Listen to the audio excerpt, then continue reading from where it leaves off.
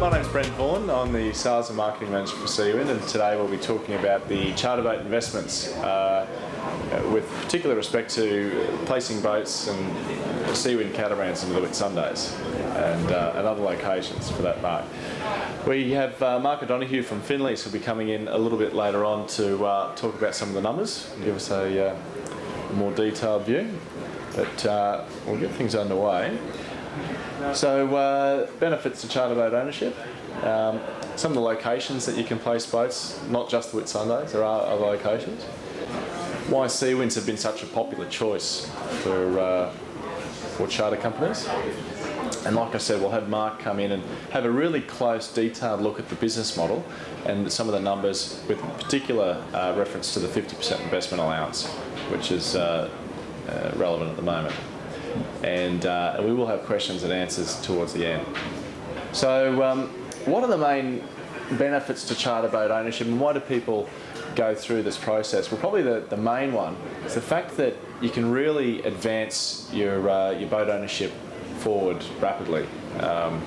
It's quite common that people might have a 5 or 6 year plan to go out and invest in a boat, but this is a very economical, or gives you the financial justification to have a boat far sooner than what you normally would, and like I said, at a far more economical rate.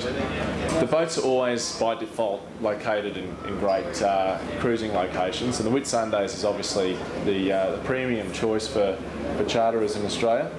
And there's so many islands and natural locations up there that you can go cruising in, but even beyond that, they really have to be in naturally beautiful locations to get the tourists and the charterers in the first place. So rather than having to transport your boat up and down the coast to the Whitsundays, which is what a lot of cruisers do, it's there ready to go, being managed for you.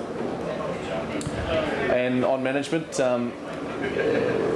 you have full-time managers looking after the boat and being providing detailed management services in the forms of maintenance. So if there's something that goes wrong on the boat or something that breaks, it needs to be attended to immediately. Otherwise, it's their livelihood as much as it is the boat owners. And that's quite a significant difference to private boat ownership. I'm from Sydney, and you see so many boats sitting out on Sydney Harbour that just don't move, and that's not healthy for a boat. And charter companies have copped a lot of flack in days gone by that's saying, the boats go into the fleets, they really get knocked around, and you come out the other end with a boat that's a bit beaten up. But in recent years, particularly over the 10 years that I've been with Seawind, I've really seen the companies come a long way in their management processes and the way that they look after the boats, because they realise in a competitive industry that they're in, that the boats will just go to another fleet, or they'll move on out of the fleets. So it's not in their best interest. You're always going to get a lot more wear and tear, of course, because the boat's being used all the time. But with the same point, you're going to have the maintenance being done on a more regular basis.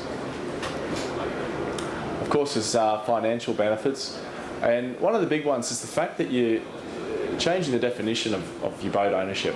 So rather than being commonly a liability, which, let's face it, it's what a boat is in the purest sense, an accounting sense, it becomes an income-producing asset that can provide you a return.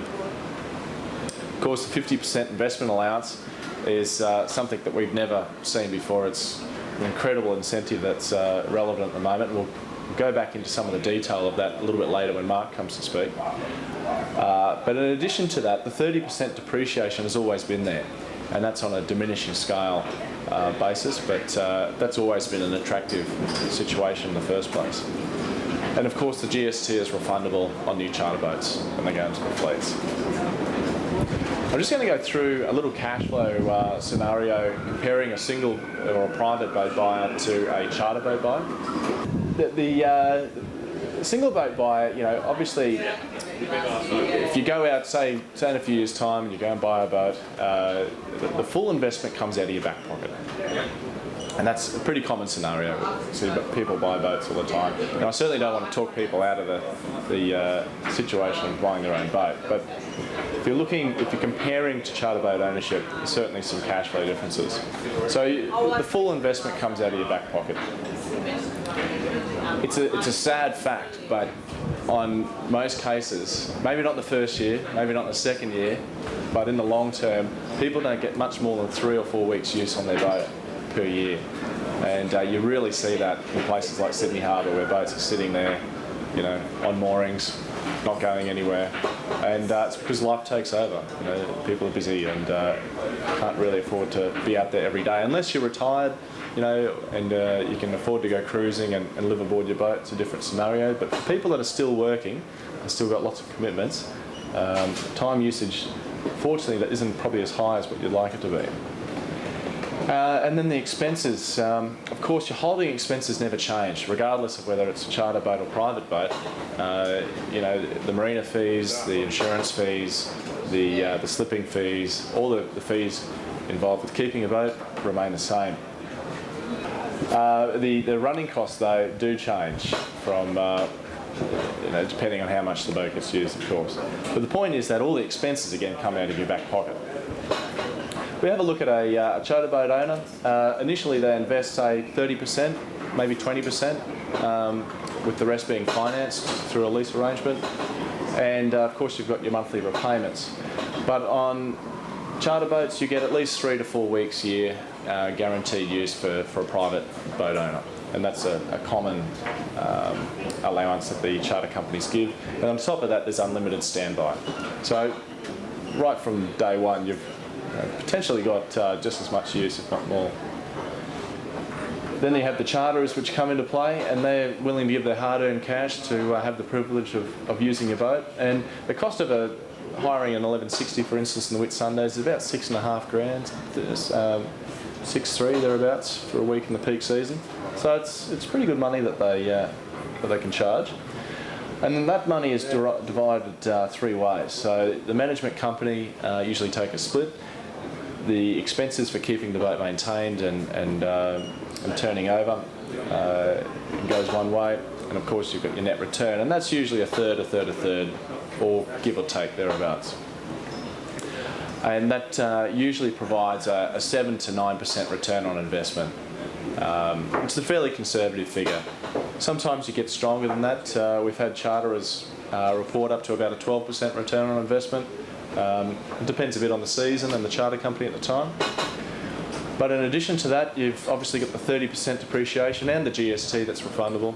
And of course the new 50% investment allowance, which is in the form of a tax deduction as well.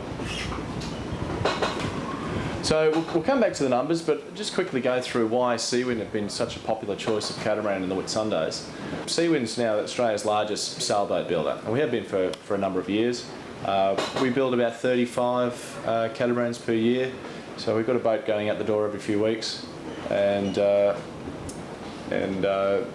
you really see a lot of Seawinds up the east coast of Australia. The company's actually now about to hit 27 years of ownership under Richard Ward. Never been into liquidation, have never gone broke during that time. Seen a lot of boat builders come and go, but you know, a very stable company throughout that period. And a really important point is the fact that the boats are Australian built. All the money comes back into the economy. We've got about 90 people that we feed, and it circulates around, but probably more a direct benefit is the fact that they're Australian service. So we have someone at the other end of the phone line that you can call up. If you've got a problem, we've got people that can fix it. And we quite often have service personnel go through the Whitsundays just to go and fix various warranty claims up there. And so we've got people that can actually give you hands-on service.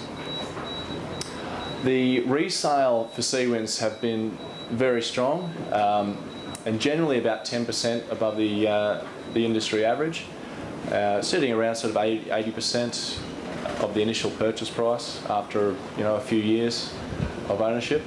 We actually just saw a Seawind 1160 sold just last week, which is the boat next door here, and after 3.5 years old, that sold for $490, which represented about 95% of its initial purchase price, which is pretty strong going. And I thought there's a pretty soft market at the moment, so it's good to see they're still getting the resale.